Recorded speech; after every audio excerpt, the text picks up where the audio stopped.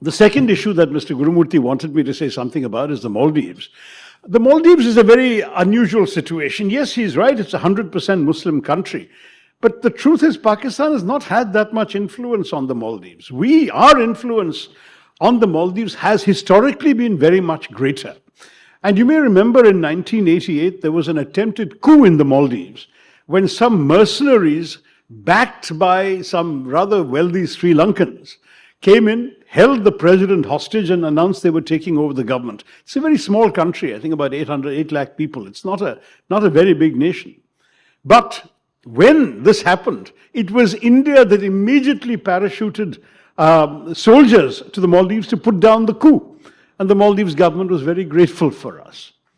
When true democracy, a kind of what the Arabs call those color revolutions, Jasmine Revolution, Velvet Revolution. So when a democracy fully dawned in the Maldives and there was a totally free election, the first person to win was very pro-Indian, Dr. Mohammad Nasheed, who ended up losing his office in some sort of internal quarrel.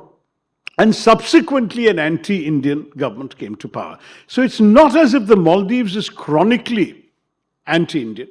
That government, in turn, lost a free and fair election to another government that was very friendly to us. And now, in turn, that government has lost, and we have a government that is less friendly to us. So as Mr. Gurumurthy said he hoped it would not last very long.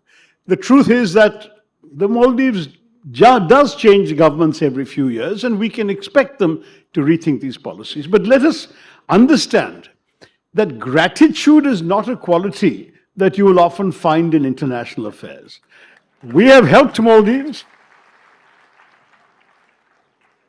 In fact, just 2 years ago, when there was a very serious shortage of drinking water in the Maldives, literally people had no water to drink. Remember, they're surrounded by the seas are salt water. When that happened, India flew in huge transport planes full of drinking water to the Maldives. And that was when, at the time, there was an India Out campaign led by the party that has now won the election. But that's also part of life.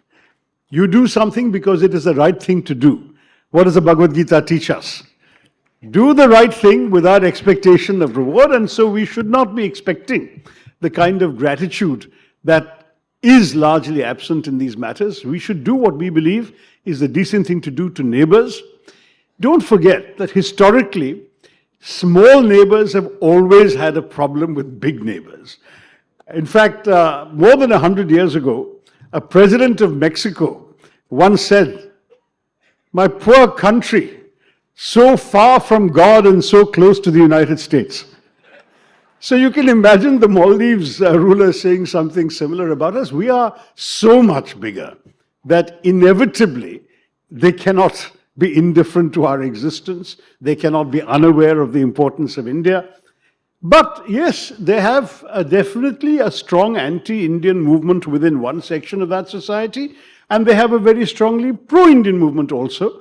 And so far in the last 3 elections, these two forces have alternated power and defeated each other. The time may come when it will come back again to our favor. I think we have been conducting our policy fairly maturely. We have to deal with this government, whoever comes to power. We should neither show a great deal of rejoicing if this gentleman loses, nor should we show a great deal of condemnation if this gentleman wins. But we have to watch very carefully the increasing proximity of this government to the Chinese. There is no doubt about the fact that China has been attempting to expand its influence throughout our periphery. They have been increasingly influential in every one of our neighboring countries, everyone, without exception. And we should certainly be alert. I'm sure that our government must be aware and alert to the dangers that this represents. And there will be some red lines which would have been privately communicated to some of the governments that, some things we understand. You have the right to have relations with other countries just as we do. But some things we would see as a serious concern for our interests, and in those we will take appropriate action. So far, I think we should not have any cause for alarm. It was unfortunate, this recent social media spat. Again, I don't think we should let foreign policy be conducted on social media. I think that there is a far more serious level of engagement that is required in all our parts.